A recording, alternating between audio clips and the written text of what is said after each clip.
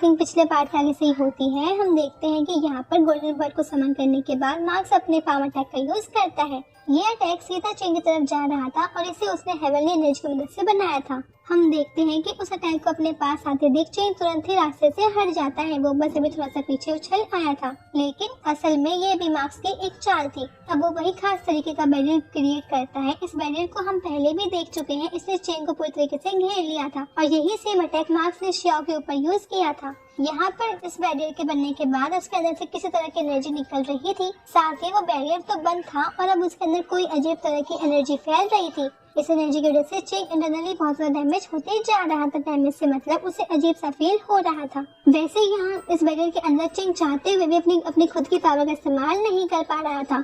अब मार्क्स उससे कहता है कि तुम इस अटैक में इतने ज्यादा परेशान लग रहे हो, क्या तुम्हें लगता है कि तुम मुझे हरा पाओगे? और अब इतना कहने के बाद अपना बैरियर वहाँ से अपने आप ही हटा लेता है और इसके बाद फिर वो अपनी गोल्डन बर्ड की एनर्जी की मदद से वहाँ पर एक एनर्जी सर्कल क्रिएट करता है। हम देखते हैं कि वहाँ पर तलवार के कई सारे जो क्लोन बनने स्टार्ट हो चुके थे। उन क्लोन्स ने मार्क्स को घेर लिया था और अब वो मार्क्स के आसपास गोल गोल घूम रहे थे। साथ ही मार्क्स पूरी तरीके से तैयार था उन्हें चेंग की तरफ फेंकने के लिए, लेकिन पहले वो रुकता है और अब उन सभी क्लोन्स को और ज्यादा बढ़ने देता है। वहाँ एक फॉर्मेशन क्रिएट हो चुका था और जो क्लोन्स की गिनती बढ़ती ही जा रही थी। हम देखते हैं कि यहाँ पर सभी लोग मार्क्स के इस अटैक को देखकर बहुत ज्यादा शॉक लग रहे थे। वैसे मार्क्स और शाओ तभी अभी बहुत ज्यादा खुश हो रहे थे।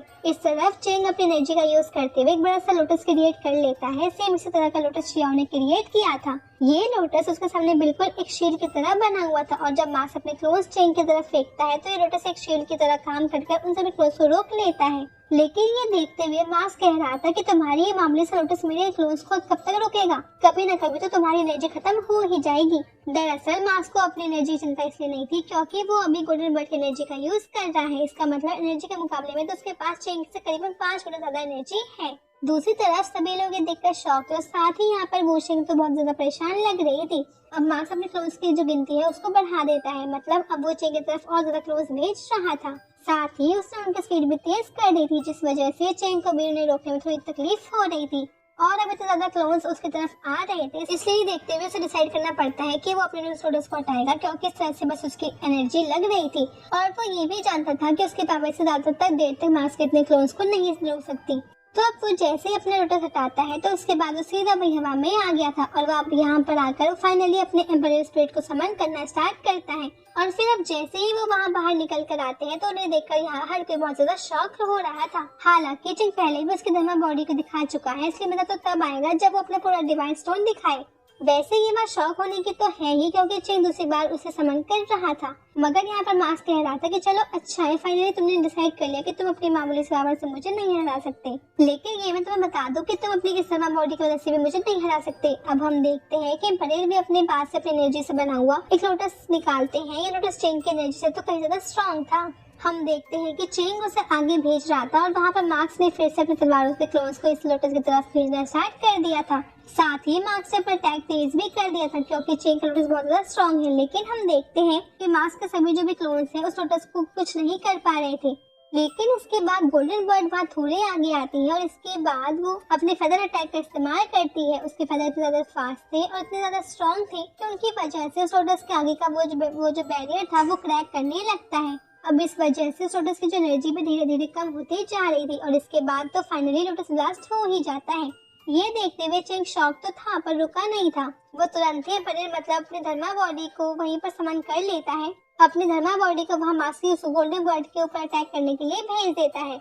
हम देखते हैं कि गोल्डन बर्ड ने उसका अटैक डोज कर लिया था, लेकिन चेंग की धर्मा बॉडी फिर से अटैक करती है।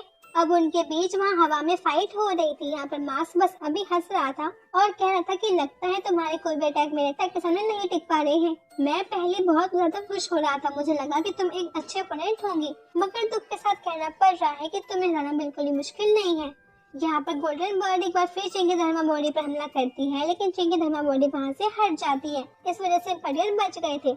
मगर यहाँ पर हम देखते हैं कि मार्क्स अपने गोल्डन बॉय को अपने पास बुलाता है और यहाँ पर वो चेंग से कह रहा था कि अगली टेक्निक देखने के बाद तुम बिल्कुल शॉक मत होना, क्योंकि मुझे लगता है कि अब तुम हारने वाले हो, इसलिए मैं सोचा कि तुम्हें पहले ही बता दूं। और इसके बाद हम देखते हैं कि गोल्डन बर्ड अब मार्क्स की बॉडी में जाने लगी थी। दरअसल वो एनर्जी का फॉर्म है, तो मार्क्स उस एनर्जी को अपने अंदर खींच रहा था, जिसके बाद उसका पूरा लुक ही चेंज हो जाता है। हमें पता है कि मार्क्स के पास जो पंख है, लेकिन अब वो गोल्डन कलर के हो चुके थे और साथ ही उसके फेस पर जो कुछ मार्क आ गए थे और उसकी पावर अब पहले से कई गुना ज्यादा बढ़ चुकी थी। हम देखते हैं कि चेंग की धर्मा बॉडी भी अब उसके पीछे आ चुकी थी। यहाँ पर मार्क्स अपनी एनर्जी को कंसंट्रेट कर रहा था, उसकी पावर पहले से बहुत ज्यादा बढ़ चुकी थी और इतनी एनर्जी को कंसंट्रेट करने के बाद वहाँ पर फंक्शन क्रिएट होता है, जिसके बाद वहाँ पर एक बहुत बड़ी तलवार निकल कर आती है। ये तलवार सीधा चेंग की तरफ किए हुए थी और मार्क्स मेरा समय बर्बाद किए हुए सीधा चेंग की तरफ भेज देता है। यहाँ पे चेंग उसे देखकर बिल्कुल भी नहीं घबरा रहा था, बल्कि वो अभी भी अपना अटैक स्टार्ट करता है। उसने भी तुरंत एनर्जी कंसंट्रेट करते हुए इतनी बड़ी तलवार क्रिएट कर ली थी।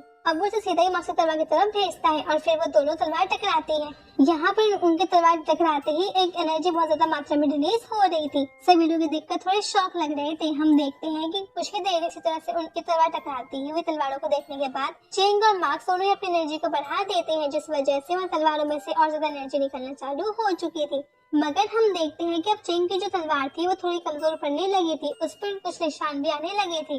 इसका मतलब जो एनर्जी है वो डिसबैलेंस हो रही है और अब वो तलवार कभी भी टूट सकती थी। चेंग के पास कोई दूसरा तरीका नहीं था, उसे अपनी एनर्जी को वहीं पर रोकना पड़ता है, जिस वजह से वो तलवार सच में ही टूट जाती है और उसके बाद ज्यादा तेज ब्लास्ट होता है। जिस टाइम पर वो लोग फाइट हो रही थी वो उसमें पूरा एनर्जी में कवर हो चुका था। वहाँ दूर से जब ये लोग उन्हें देख रहे थे तो उन्हें बस ऑरा ही फील हो रहा था। सभी बहुत ज्यादा शॉक थे, मगर ये उनसे बहुत ज्यादा दूर है, इस कारण से वो एनर्जी और ऑरा अभी तक इन तक नहीं पहुंचा था।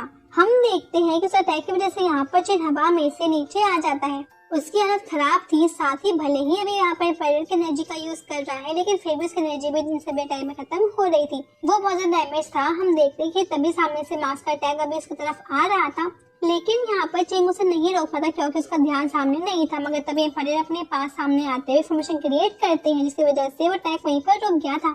यहाँ पर दूसरी तरफ मास्टर कहते कि चेंग की बड़े स्पिरिट बहुत तक काम किया, वो खुद ब खुद उसके अटैक को रोक रही है। इसी की वजह से चेंग अभी तक यहाँ पर है, वरना चेंग तो कब का हार चुका होता। हम देखते हैं कि मास्क का जो अटैक है वो कुछ ज्यादा ताकतवर था, इस वजह से बड़े का जो फॉर्मेशन है वो उस अटैक को नहीं रोक पाता और फॉर्मेशन टूटने की वजह से अब चेंग बहुत ज्यादा डैमेज हो चुका था, उसके मुंह से खून तक निकलने लगा था। यहाँ पर मास्क हंस रहा था और कह रहा था कि मुझे लगा नहीं था तुम इतनी आसानी से हार जाओगे। हम देखते हैं कि अभी वहाँ पर मास्टर कहते हैं कि मास्क की जो बॉडी है वो कुछ ज्यादा ताकतवर है और खास करके उसकी जो गोल्डन बर्ड की एनर्जी है। इस पर वो दूसरे वाले मास्टर कहते हैं कि ये बात तो सही है, लेकिन असल में जो चेंग की जो सोल है वो ऑलरेडी डैमेज थी और पूरी तरीके से वो कल्टीवेट भी नहीं हो पाई और वो सीधा फाइट के लिए आ गया। अगर वो रिकवर हो गया होता तो शायद अभी इस तरह से नहीं हार रहा होता। अब यहाँ पर मास्क चेंग से कह रहा था कि तुम सिर्फ अपने स्पेट की वजह से यहाँ तक आए हुए हो, वरना तुम तो कब के हार चुके होते। लेकिन अब चेंग उसके हाथों पर हंसने लगता है और कहता है कि तुमने मेरी जो असली पावर है वो देखी नहीं है, लगता है तो मुझे अपनी सीक्रेट पावर दिखानी होगी। इसके बाद चेंग एनर्जी को कंसंट्रेट करते हुए अपना अगला अटैक करने